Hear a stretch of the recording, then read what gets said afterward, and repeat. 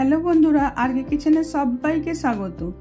আজকে আমি নতুন বছরের সন্দেশ বানাবো গুড়ের। চলুন দেখাই কিভাবে বানাচ্ছি। এখানে আমি ফুল ফ্যাট দুধ নিয়েছি 1 লিটার। এটাকে আমি এবার গরম করতে দিচ্ছি।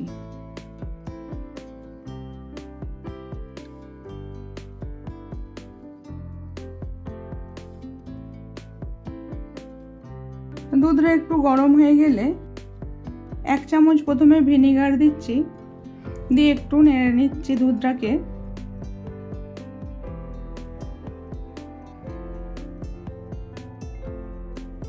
তারপরে আর 1 চামচ দিয়ে দিলাম। এইভাবে আমি আঁচটাকে স্লোই রেখেছি।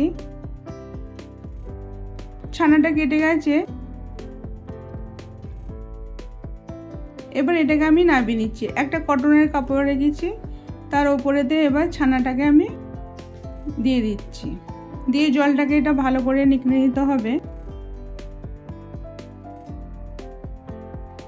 ভিনেগারটা দেওয়ার জন্য একটু জল দিয়ে ছানাটা ধুয়ে নিচ্ছি, যাতে না ভিনেগারের গন্ধটা না থাকে।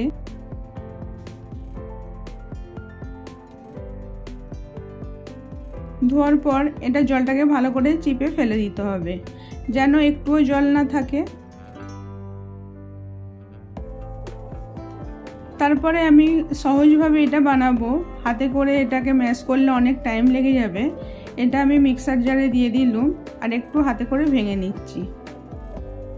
যখন এটা মিক্সারে দিয়ে পিসবেন, মিক্সারের সুইচটা একবার করে বন্ধ করতে হবে, একবার করে চালু করতে হবে, তবে এটা ভালো স্মুথ হবে, জল জল হবে না। দেখুন এইভাবে শুকনো শুকনো হয়েছে আর একদম মোলায়েম হয়েছে। এবার আমি একটা প্লেটে ঢেলে নিচ্ছি। আমি খেজুরের গুড় নিয়েছি 150 গ্রাম। এবার খেজুরের গুড় বা গুড়ের কোনো জিনিস করতে গেলে একটু ওটা ফুটিয়ে নেবেন। একদম কাঁচা অবস্থা ছানা দিলে অতটা ভালো টেস্ট হয় না, সেটা আমার মনে হয়। তো আমি একটু ফুটিয়ে নেব। গুড়টা একটু ফুটে গেলে তারপর আমি ছানাটা দিয়ে দিচ্ছি। ছানাটা দিয়ে ভালো করে এটাকে নেড়ে নেড়ে এটাকে পুরো গুটলি যাতে না থাকে একদম স্মুথ করে ফেলতে হবে।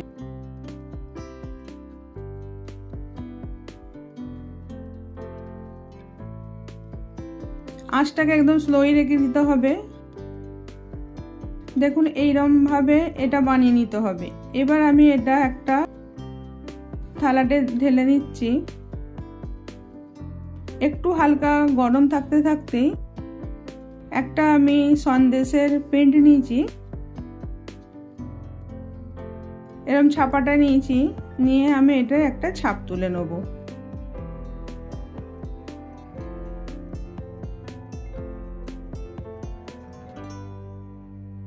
দেখুন কত সুন্দরভাবে ছাপটা উঠেছে আর একদম নরম তুলতুলে হয়েছে।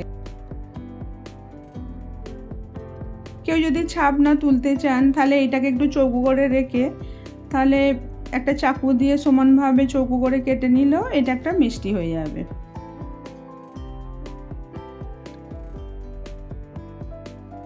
এইভাবে আমি সবগুলো বানিয়ে নিচ্ছি। এইভাবে 1 লিটার দুধে আমি মনে হচ্ছে 16 পিস হয়েছে। এইভাবে বানিয়ে দেখবেন। ভালো লাগলে লাইক, কমেন্ট, শেয়ার করবেন। আবার অন্য কোনো রেসিপি নিয়ে আসবো।